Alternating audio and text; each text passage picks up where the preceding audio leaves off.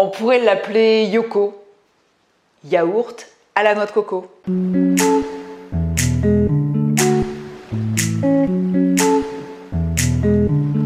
Bonjour, je suis super contente de vous retrouver, j'espère que vous allez bien. Nous allons voir aujourd'hui une recette à base de noix de coco fraîches. Vous êtes hyper nombreux à m'avoir demandé une recette à base de noix de coco. Alors, eh bien, je me suis exécutée. Pour ceux qui ne me connaissent pas, je suis Silou de la Cuisine Academy. Je crée des recettes crues, faciles et délicieuses. Et parallèlement, en même temps, je donne des cours aux professionnels pour qu'ils puissent mettre en place des cours d'atelier de cuisine vivante. Alors, si vous voulez des renseignements, c'est sous la vidéo, vous cliquez sur le lien et vous aurez tous les renseignements. Aujourd'hui, on se retrouve donc pour cette recette de Yoko. Je vais l'appeler comme ça parce que sinon on se fait épingler. Et vraiment, je vous invite à faire cette recette parce qu'elle est délicieuse. C'est parti! Voilà deux belles cocos du Vietnam. Pour moi, ce sont les meilleures. Elles sont meilleures que celles qui viennent de Thaïlande. Alors, je vais vous montrer comment je les ouvre. J'ai déjà fait des vidéos sur l'ouverture des noix de coco, mais celles-ci, elles arrivent en général pas... je veux dire, la coque n'est pas assez enlevée. Donc, pour pouvoir les ouvrir, on est obligé, vous me voyez faire là, d'enlever la partie verte. Bon, c'est un petit peu plus long à faire, mais je trouve que le goût de la chair de ces cocos du Vietnam, eh bien, valent le coup de passer un petit peu de temps à les ouvrir. Alors, vous voyez, j'ai utilisé un gros couteau parce qu'avec la machette, je trouve que c'est toujours un peu plus risqué, surtout quand on n'a pas l'habitude de manier la machette pour ouvrir une noix de coco. Donc j'ai pris un gros couteau, mais je ne sais pas si vous avez vu, quand j'ai tapé avec la partie arrière du couteau, pas la partie pointe, hein, pour ne pas émousser le fil du couteau et trop abîmer le couteau. Et également, pour faire ça, je prends un couteau assez costaud. Alors, donc vous me voyez enlever comme il faut toute la fibre blanche. Voilà, je fais la deuxième noix de coco et puis on passe. Je nettoie toujours mon plan de travail pour pas avoir des petits morceaux, des petits trucs voilà, qui me dérangent un petit peu partout. Vous savez que moi, j'aime bien travailler sur un plan de travail nickel. Et donc, les cocos sont toujours en trois parties. Vous avez deux parties qui sont plus petites et une partie qui est plus large. La partie qui est plus large, eh bien, de l'autre côté de la noix de coco, c'est par ce côté que va sortir le germe de la noix de coco et c'est la partie faible de la noix de coco.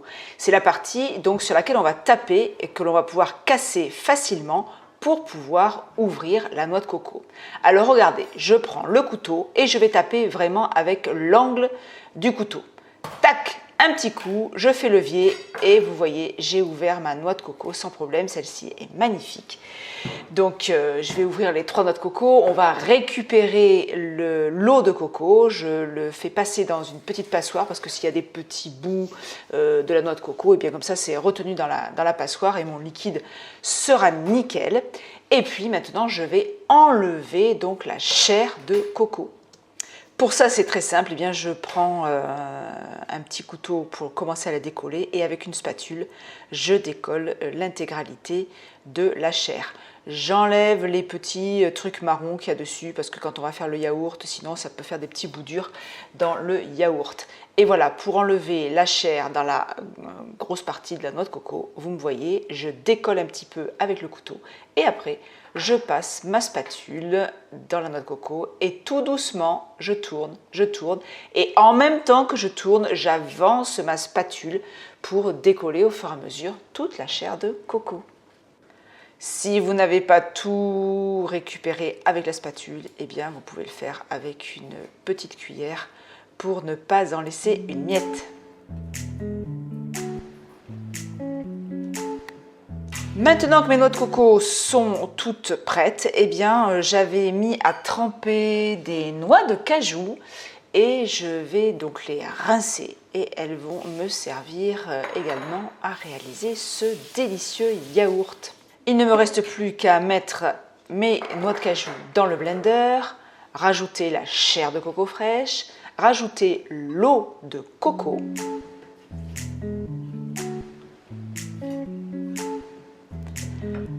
J'utilise pour cela mon blender super puissant, le Vacuum Blender de chez Cuvings. Vous retrouverez un code SILOU sur le site Warmcook qui vous permettra d'obtenir une réduction de 10% sur l'achat de votre blender. Ce blender mais sous vide.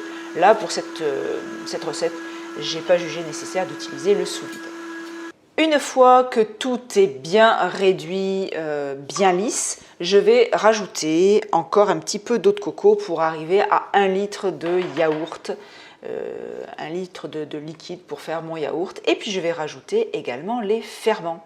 Alors, les ferments, j'utilise les ferments de kéfir de fruits que vous allez trouver soit en pharmacie, soit dans les magasins bio, et c'est bien le petit flacon, enfin le petit cartonnage rouge sur lequel il y a marqué kéfir de fruits et non kéfir de lait. Le kéfir de lait, ça ne marche pas avec les fruits. Donc vous utilisez le kéfir de fruits. Et pour ceux qui me demandent ou qui vont me demander s'ils peuvent utiliser les grains de kéfir, ils peuvent l'utiliser, mais ça va vous faire un yaourt qui va beaucoup foisonner, c'est-à-dire qui va faire des bulles et qui va gonfler beaucoup et qui va être plus acide. Donc je préfère utiliser le kéfir de fruits en poudre. Pour réaliser le yaourt, on va utiliser la poudre qu'il y a dans ce petit flacon. Et ce petit flacon, lorsque vous l'achetez, eh bien vous avez de quoi faire 6 tournées de yaourt. Donc on va utiliser 1/6 du flacon. Et la petite gélule qu'il y a dedans, vous la gardez, vous ne l'utilisez surtout pas dans votre yaourt, vous l'utiliserez pour faire du fromage. Si vous le mettez dans votre yaourt, eh bien ça va vous faire un truc qui mousse de partout, qui va gonfler, et voilà, c'est pas fait pour ça. Les levures qui sont dans la gélule sont faites pour réaliser du fromage. On repart pour un petit tour de blender et puis maintenant eh bien, on va verser notre préparation dans un contenant en verre. Moi j'utilise ces gros pots VEC parce qu'ils sont bien pratiques. J'aime mieux faire mes préparations dans des pots en verre. Et ensuite je ferme mon pot de façon hermétique pour faire une fermentation en anaérobie, c'est-à-dire sans air.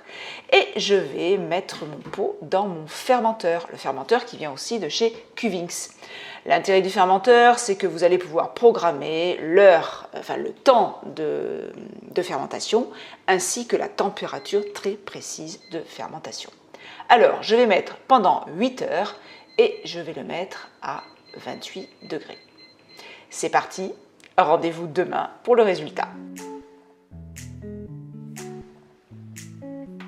Voilà, mon yaourt est prêt. Alors vous voyez, il s'est légèrement déphasé. L'eau de coco s'est mise au fond, mais ça c'est pas grave. Une fois que vous l'aurez remué, cela restera homogène. Alors, eh bien, voilà ce que donne la texture de ce yaourt de coco. Je vous assure que gustativement, c'est vraiment une réussite. J'adore, j'adore, j'adore. Ce yaourt, j'ai pu le conserver 1 semaine au frais sans problème. J'ai pas pu le conserver plus longtemps parce que j'avais tout mangé.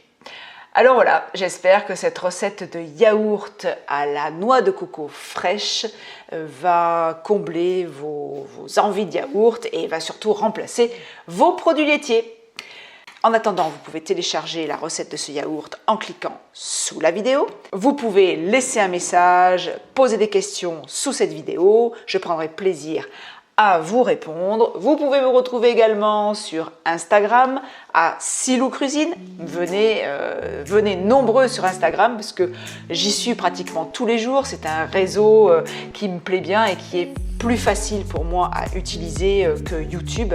YouTube demande beaucoup de travail, de tournage, de montage. Voilà, donc si vous voulez me retrouver quotidiennement, eh bien venez me voir sur Instagram. Je vous dis à bientôt pour de nouvelles vidéos et que cette alimentation vivante vous apporte la santé que vous méritez. Ciao, ciao!